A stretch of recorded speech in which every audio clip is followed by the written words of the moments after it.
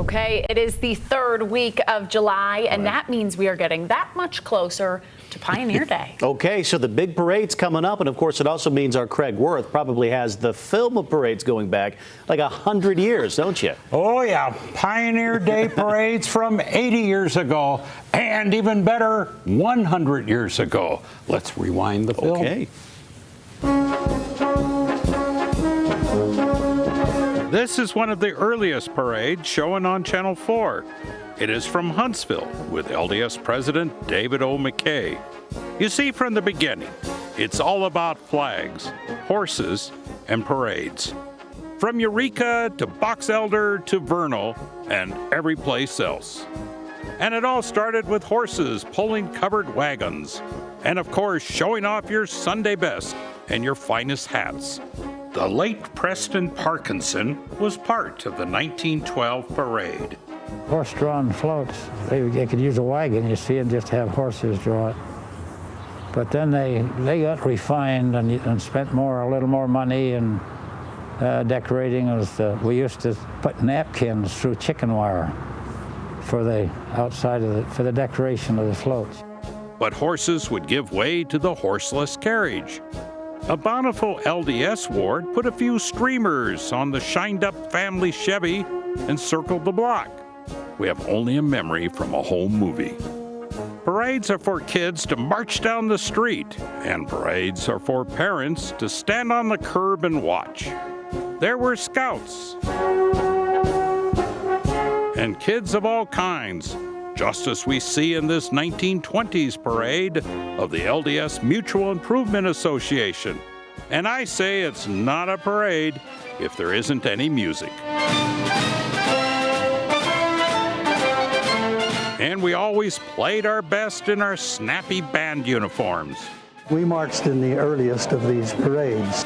We all wore the same type of uniform. It was just a sailor type of thing, white pants and white shirt with a sailor hat with a band around the top, and the band identified which school we were, purples, reds, blues, and so forth. Then came the next big change. You didn't just pull a float with your car, you made your car into a float.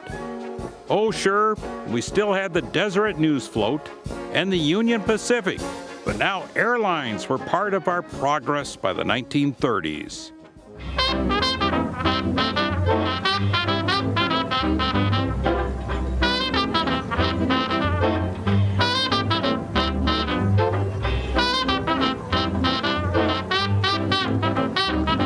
They became themes: the National Forest Service, ZCMI, and Ride the Train.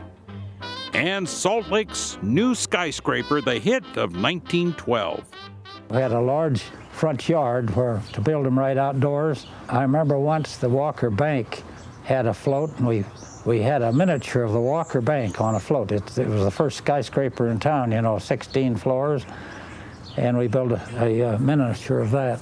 But I like to look back at the 1947 parade. Oh, that was a big deal too, right here on Main Street.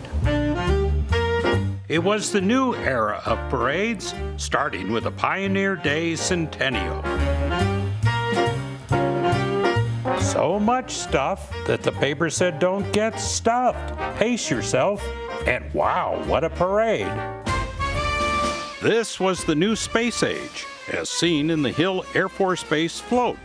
But not forgetting the past discovery of gold and the Pony Express. Wow, this was also the introduction of big personalities from outside of Utah. Famous folks: New York's Thomas Dewey, Strom Thurmond, California's Earl Warren, our own Governor Ma, and crowd favorites LDS President George Elbert Smith, President J. Reuben Clark, and President David O. McKay. And that one set the bar even for today. Wow. Wow, how cool is that? Well, it certainly, and it wasn't cool. It was like 99 degrees. They picked the wrong day to have a parade. Those wool band uniforms. Yeah. The Sunday best is sweaty. Why isn't Pioneer Day like October when it would be really nice to walk around? Yeah. And that's the question. That's what we want to know, Craig. Oh,